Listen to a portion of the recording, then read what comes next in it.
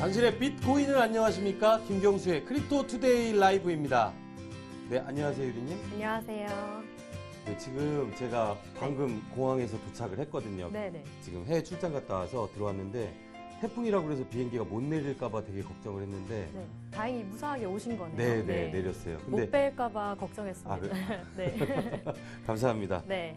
다들 뭐 집에는 문제 없으시죠? 네, 태풍 저희 때문에? 집은 문제 없습니다. 다행이네요. 네, 그런 것까지 걱정하고 있을 때가 아닌데. 네네. 네, 비트코인이 오늘 가격이 조금 하락을 해서 네. 좀 그것도 같이 걱정이긴 한데 다들 태풍 피해도 없으시고 투자하다가 돈을 잃는 피해도 없으시기 바랍니다. 그러면 오늘 소식 좀 전달해 볼까요? 네, 시작하겠습니다. 먼저 주요 경제 지표부터 보겠습니다. 금은 1g당 57,544.15원으로 0.31% 상승했습니다. 달러화는 1,188원으로 0.59% 상승했습니다. 중국 위안화는 167.89원으로 0.14% 상승했습니다. 어제 마감한 코스피 지수는 2,091.52포인트로 0.54% 상승했습니다. 오늘 오전에 마감한 나스닥 증시는 8,117.68포인트로 마이너스 0.80% 상승했습니다. 비트코인의 달러 가격은 1,021달러로 10,000달러를 유지하고 있습니다. 이게 근데 제가 네. 계속 요새 지켜봤는데 네. 금, 비트코인, 달러가 같이 가고요. 네. 가격이 네. 상승하면 같이 비슷하게 올라가더라고요. 그리고 코스피나 나스닥 같은 기존의 전통 증시 같은 데가 하락하게 되면 비트코인이 또 올라가는 경향이 있고 이런 것들을 좀 유의해서 보시면 좋을 것 같아요. 네. 자, 다음은 글로벌 소식입니다. 첫 번째 소식은 JP모건 블록체인 결제 네트워크에 싱가포르 은행 OCBC가 합류한다고 합니다. 이 소식은 어떤 소식인가요? 네, 이게 JP모건이 이더리움 기반으로 만든 블록체인 결제 네트워크 IIN에 OCBC가 싱가포르 은행으로는 처음으로 합류했다라는 얘기거든요. 네. 그래서 JP모건 같은 경우에는 굉장히 글로벌한 엄청난 금융사잖아요. 네. 그래서 이쪽 비트코인 시장에 처음으로 좀 들어와서 여러 가지 활발한 활동들을 하고 있는데 주목해 봐야 할 것 같습니다. 좋은 소식인 거죠? 좋은 소식일지 나쁜 소식일지 좀 더 지켜봐야 될 것 같습니다. 네. 다음은 두 번째 소식입니다. IMF에서 스테이블 코인은 은행 자체, 혁신 개발 등 생존 경쟁을 촉발할 수 있다고 했습니다. 최근에 국제통화기금 IMF에서 발표한 디지털 화폐 굴기라는 보고서에 따르면 스테이블 코인 등은 새로운 디지털 지급 수단 출현으로 인해서 은행 자체가 네. 혁신하거나 뭐 개발한다든지 뭐 새로운 상품을 준비한다든지 생존 경쟁을 굉장히 촉진할 거라고 전망을 했습니다. 왜냐하면 당장에 이더리움을 저희가 미국에서 한국으로 받을 때도 뭐 2, 3분이면 받거든요. 네. 근데 국제 스위프트라는 데가 있어요. 예를 네. 들면 중국의 공사은행에서 위안화를 한국의 원화 통장으로 입금을 하게 될 경우에 막 이틀, 3일 막 걸리거든요. 네, 네. 근데 미래 디지털 시대에 맞게 디지털 통화들이 나오게 되면 뭐 예를 들면 달러화도 디지털화 될 거고 위안화도 디지털화가 되면 그런 게 계속 돌아다니다 보니까 은행들이 그런 상품을 만들거나 그런 보안을 철저하게 준비한다거나 하지 않으면 살아남기가 쉽지가 않겠죠. 네. 다음 소식입니다. 국제회계기준위원회 산하국제회계기준 해석위원회가 가상통화는 화폐, 금융상품이 아니다라고 결론을 내렸다고 하는데요. 네, 이게 우리나라를 비롯해서 전 세계 130여 개국이 사용하는 회계 기준이 네. IFRS라는 게 있대요. 근데 거기에 그 제정하는 기구가 IASB라는 네. 국제 기구에서 그걸 관할하고 있습니다. 네. 근데 이번에 이게 국가별로 인식차가 굉장히 많잖아요. 뭐 네네. 미국 같은 경우에는 또 우리는 인정 안 한다. 뭐 혹은 우리나라 같은 경우에는 미온적인 태도를 계속 보여주고 있고 네. 중국 같은 경우에는 자체 화폐를 발행하겠다라고 얘기하기도 하고 이게 굉장히 다양한데요, 인식이. 국제적으로 통일된 기준이 이 기구에서 발표를 했습니다. 뭐라고 했냐면 가상통화는 화폐나 금융상품이 아니다라고 이제 규정이 됐어요. 네. 그래서 이 부분이 시장에 어떻게 미칠지는 잘 모르겠지만 보통 이런 뉴스들이 나오면 단기적으로 하락하는 경우도 있고 단기 투자자의 입장에서는 그래서 이런 게 악재로 느껴질 수도 있겠죠. 네.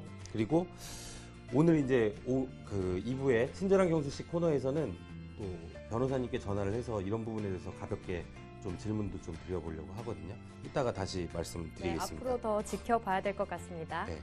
네, 다음 소식입니다. 저커버그 페이스북 CEO가 트럼프 대통령과 만났다고 하는데요. 정계관계 개선에 힘을 주는 모양새입니다. 세계 최대의 소셜 미디어죠. 페이스북이라는 데서 리브라라는 코인을 만들겠다 발표 때문에 지금 한참 핫한데요. 네. 사실 이제 대선이 얼마 안 남았으니까 트럼프 입장에서는 쇼라고 생각합니다. 전 개인적으로. 이게 네. 조심해야 되는데 뭐. 네. 페이스북 리브라는 리브라고 트럼프는 트럼프인데 미국의 달러화를 위협하는 리브라가 쉽게 뭐 제도권 안으로 들어오기는 쉽지가 않을 것 같아요. 그래서 둘이 만났는데 일단은 대통령이 어떤 반응이 나왔을지는 궁금하지만 좀 어떤 마케팅적인 그런 이슈를 가지고 가려고 하는 그런 이미지를 보여주기 위한 것 같습니다. 네, 마지막 소식입니다. 베네수엘라에서 미국 경제 제재 대응해서 공공주택에 페트로로 결제 지원을 한다고 합니다. 야, 근데 베네수엘라 같은 경우에는 이 화폐가 가치가 굉장히 폭락해서 네. 돈을 이만큼씩 막 쌓아들고 뭐 껌 사러 가고 밥 사러 가고 이러거든요. 네. 그래서 이쪽에서는 이 페트로라는 화폐를 통해서 모금도 상당히 많이 했고 잘 쓰이고 있다고 하니까 좀 더 지켜봐야 할 것 같아요. 이게 탈출구가 될지 아닐지는. 네. 다음은 국내 주요 소식입니다. 첫 번째 소식입니다. 삼성전자의 블록체인 키스토어 적용을 서두르는 모습인데요. 서비스 국가와 적용 단말기를 확장하는 모습입니다. 야, 삼성전자가 암호화폐 지갑 어플이거든요. 네. 예를 들면 저희가 갤럭시 S10이나 뭐 노트 10 같은 걸 사면 이 안에 기본적으로 깔려 있는 블록체인 키스토어라는 앱이 있습니다. 네. 근데 그 안에 들어가면 여러 가지 암호화폐와 관련된 혹은 원래 서비스 이런 것들이 되게 많이 있어요. 근데 최근에는 여기에 등재가 됐다는 것만으로도 굉장히 화제가 되고 가치가 굉장히 올라갔어요. 네. 예를 들면 코스모 체인이나 뭐 혹은 엔진 체인 이런 다양한 알트코인들이 굉장히 덕을 많이 받는데요.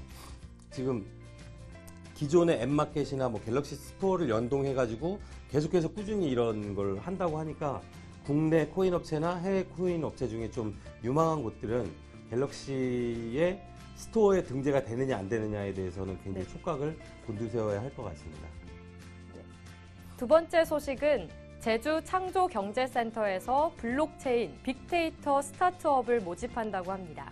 네, 20일 뉴시스 기사인데요. 그 제주 창조경제센터가 우수 스타트업을 발굴하고 육성하기 위해서 블록체인과 빅데이터 분야에 특화된 스타트업을 모집을 한다고 합니다. 네. 선정된 기업 같은 경우에는 시드머니 투자 사업을 통한 투자 유치를 받을 수 있다고 합니다.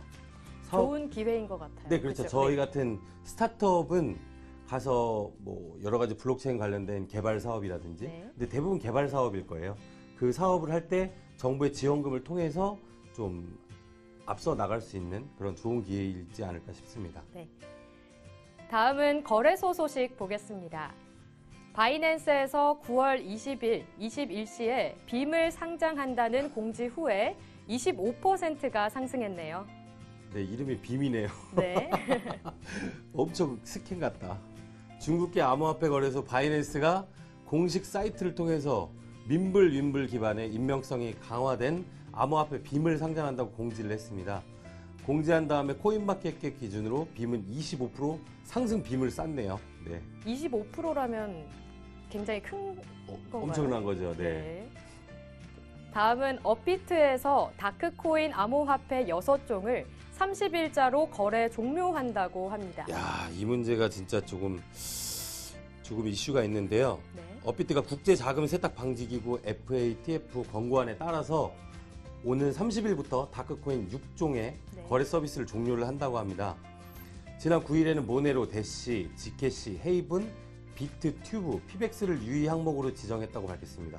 지금 말씀드린 게 다크코인이라는 거예요. 네. 그래서 다크코인이라는 건 뭐냐면 익명성을 보장하는 코인이에요. 누가 누구한테 보냈는지를 서로 추적 못하게끔 네. 하는 거죠. 그래서 조금 위험한 곳에 쓸 수 있다라고 해서 다크코인이라고 합니다.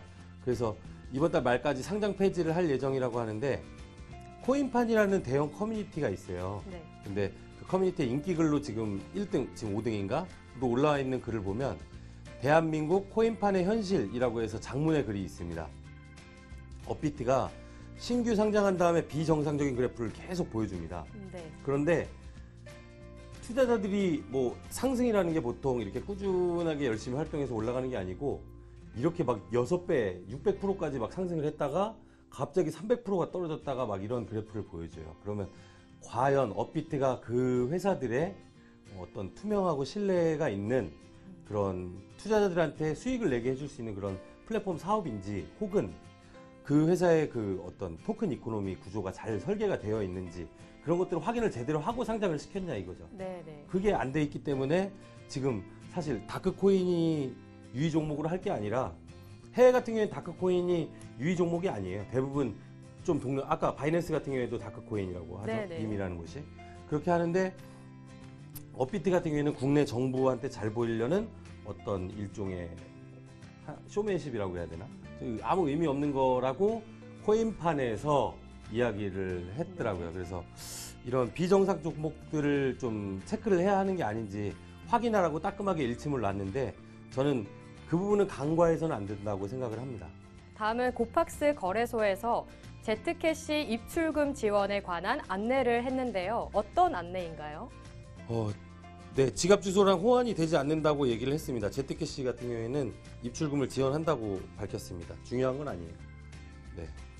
네, 다음은 후오비 코리아에서 VNT 토큰 스왑을 지원한다고 공지했습니다. 네, 토큰 수합한다네요. 투자할 때 유의하시기 바랍니다. 네, 유의하시기 바랍니다.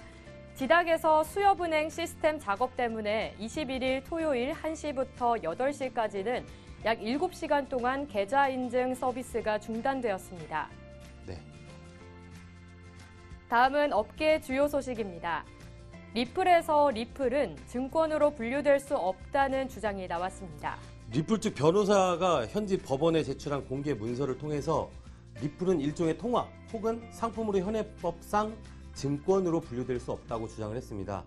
이들의 법정 공방은 당분간 계속 이어질 것으로 보여집니다. 텔레그램 블록체인 톤이 페북 리브라 CBDC보다 먼저 출시된다고 하는데요. 근데 이건 그 톤의 주요 투자회사가 발표한 거라 신빙성은 좀 떨어지긴 하는데 톤은 이미 ICO를 통해서 17억 달러를 유치를 했고 네. 뭐 3억 명의 일반 그 앱 활성화되어 있는 유저가 있기 때문에 자기들이 좀 더 유리하다라고 이야기한 것뿐입니다. 네. 비트맥스 대표가 투자자들이 디지털 시대에서는 주말을 이룰 수 있다고 말했습니다. 네, 저는 이미 잃었어요. 네, 맞는 얘기인데요. 비트맥스 같은 경우에 마진 거래소인데 365일 24시간 돌아가는 암호화폐 자산 시장이 전통적인 투자 시장에도 영향을 미치게 될 것이라고 얘기를 했습니다. 왜냐하면 주식 같은 경우에는 오후 3시 반이면 끝나요. 끝나고 나면 할 게 없거든요. 네. 그럼 다음 뉴스 정리하고 막 이런 게 있는데 비트코인 시장은 밤에도 투자를 하고 싶으면 할 수 있으니까 되게 매력적인 것 같아요. 그리고 주식 시장은 자기가 주식을 팔고 나서 그 현금을 돌려받는데 한 3일 정도 걸리거든요. 출금할 때. 그런데 비트코인은 언제든지 출금이 가능합니다. 네, 그런 부분에서 이점이 있습니다. 네. 다음은 투자자 여러분들의 질문이나 최신 투자 트렌드를 전문가에게 갑자기 전화를 걸어서 물어보는 친절한 경수 씨 코너입니다. 네, 아주 사소하거나 쉬운 질문도 근데 댓글 안 남겨주셔가지고 별로 필요가 없는 것 같아요. 오늘 제가 연결하고 싶은 분한테 연결하겠습니다.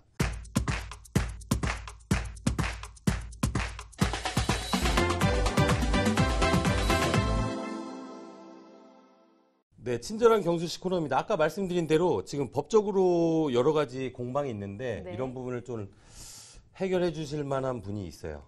어떤 분이신가요? 대한변호사협회 이사님이신데요. 네. 정재욱 변호사님이라고 있어요. 근데 말이 기니까 좀 빠르게 연결을 좀 할게요. 네.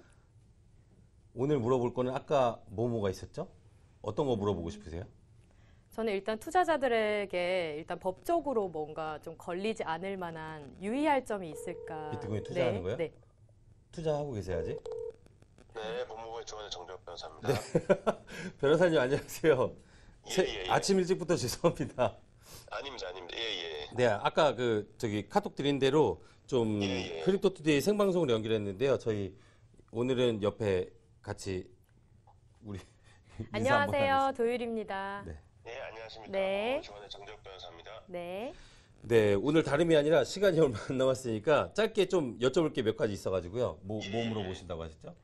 저는 일단 비트코인 쪽이 일단 투자하는 사람들에게 혹시 변호사로서 법적으로 걸리지 않을 만한 팁이라든지 네. 그런 것들이 있을까요? 정리를 하면 네. 뭐 여러 가지 투자할 때 세금 부분도 있고 뭐 이런 게 아직 뭐 확정돼 있진 않은데 변호사님의 입장에서는 어떤 부분을 유의해서 투자를 해야 될지를 좀 알려주세요.